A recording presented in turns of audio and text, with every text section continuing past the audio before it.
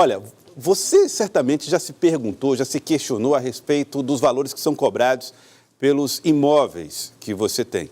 Terrenos, casas, no perímetro urbano, geralmente as pessoas têm questões que envolvem que diz respeito a essa tributação. Nós estamos recebendo aqui, doutor, eu vou chamar de doutor Chulipa, pode ser assim? Pode ser, por favor. Meus amigos me chamam assim. Você até prefere, né? Eu prefiro. O Luiz Chulipa, ele é engenheiro e faz um trabalho nesse sentido, inclusive já fez muitos trabalhos aqui em Teresina, já fez trabalhos em Teresina também em relação a esse assunto. Estuda o fato. O que costuma pesar na hora de compor essa tributação sobre imóveis no Brasil?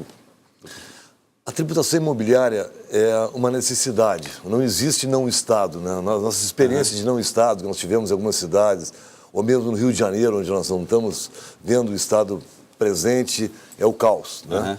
E as prefeituras precisam de recursos. E a tributação imobiliária é a tributação mais justa que existe, porque ela tributa a riqueza, não tributa a renda.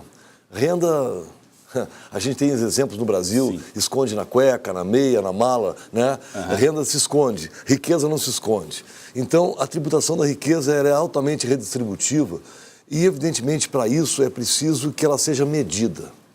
Essa medição que nós chamamos de cadastro. Tá, mas aí essa medição ela exige valores objetivos, sim, né? Tamanho, e aí muitas vezes é que vem a questão. Uma pessoa tem uma propriedade, tem 10 por 30, aí é um valor de imposto. Ou a outra pessoa com tamanho igual, um outro valor. E aí fica a dúvida. Essa tua questão é perfeita. É exatamente porque as prefeituras não têm critérios técnicos na abordagem desse tema.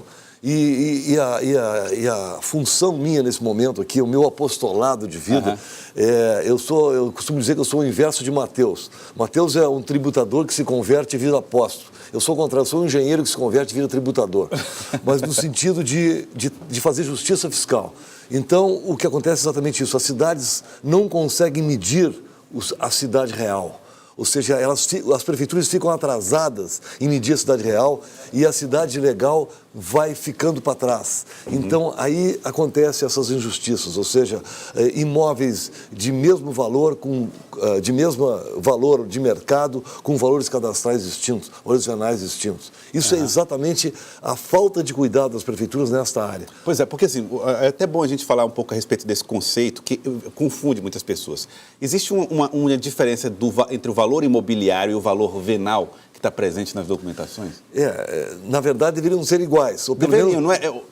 Venal vem de venda. Exatamente. Né? Mas eles não são iguais, eles deveriam, não precisam ser iguais, mas eles precisam ser proporcionais. O que é isso? A relação entre o valor venal que a prefeitura cobra como tributo e o valor de mercado tinha que ser uma relação constante. Infelizmente, e aí é o mais duro de tudo isso, infelizmente essa relação é tanto maior quanto menor é o padrão construtivo do imóvel. Ou seja, que significa quer dizer o seguinte, que os pobres pagam mais. Proporcionalmente ou Proporcionalmente pagam mais. Por quê?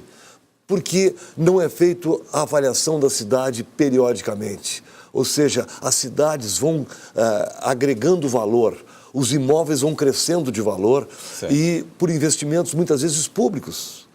E áreas que são menos investidas ou são desinvestidas, usando essa palavra forte, ou deterioradas, perdem valor, enquanto outras crescem muito. Então, e se a prefeitura não faz essa avaliação, essa discrepância fica muito grande. Então é mais ou menos assim, eu comprei um terreno, enquanto não tem lá uma avenida passando na frente, não tem iluminação pública ou saneamento básico, o valor está lá embaixo. Lá embaixo. Na hora que a prefeitura investe, aí o meu terreno ganha valor. Isso aumenta a discrepância, a desigualdade? Sim, porque se neste terreno que tu está falando cresceu o valor e no outro lugar onde não foi feita obra nenhuma permaneceu o valor, eu não posso cobrar igualmente desses dois. Este cresceu, o valor tem que ser cobrado mais. Este não cresceu, tem que ser cobrado menos. E esse valor venal não acompanha isso? Não acompanha isso porque não são feitas revisões de planta de valores periodicamente. Para você ter uma ideia, a planta de valores de Porto Alegre foi aprovada agora, questão de 2 semanas.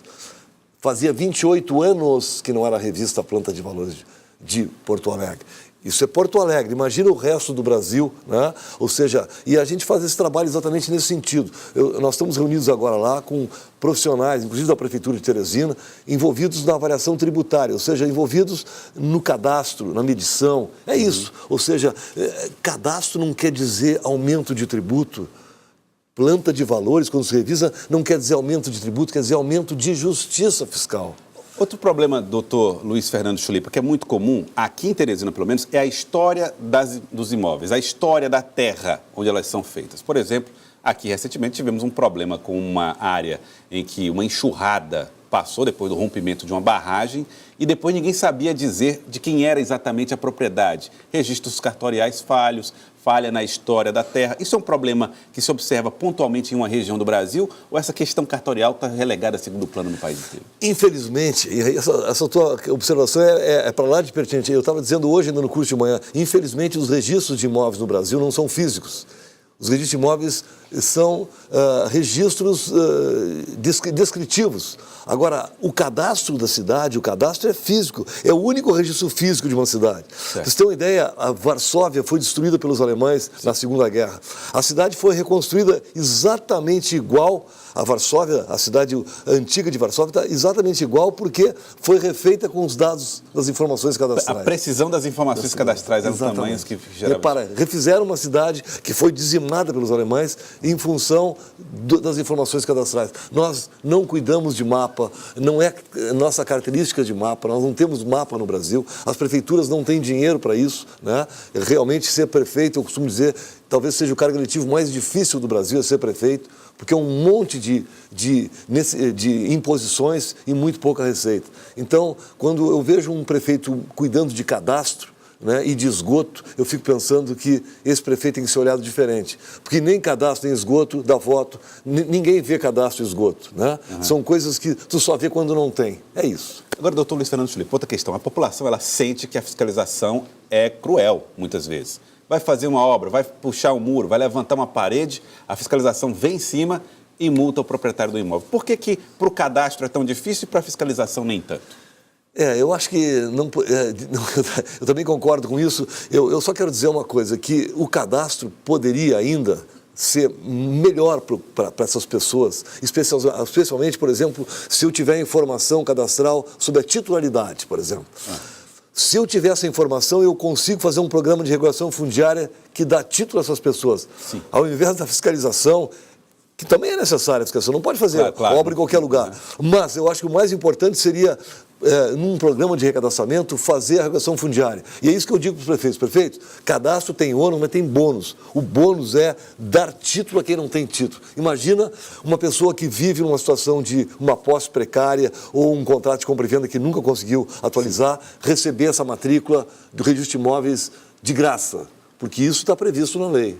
Uhum. Ou seja, e isso os prefeitos às vezes desconhecem. E eu quero dizer, se tem um prefeito assistindo o teu programa, e certamente sim. Deve ter, o cadastro é o caminho de fazer a regulação fundiária, é o primeiro passo. Tá, então, eu queria muito agradecer ao senhor Luiz Fernando Chulipa, muito obrigado, engenheiro, ex-jogador de basquete, aliás, ficou conhecido assim por conta, né, Chulipa, o nome dele como atleta, né? Que jogou por quais clubes? Eu joguei no Rio Grande do Sul, eu joguei muito mais em quantidade que em qualidade, eu digo, né?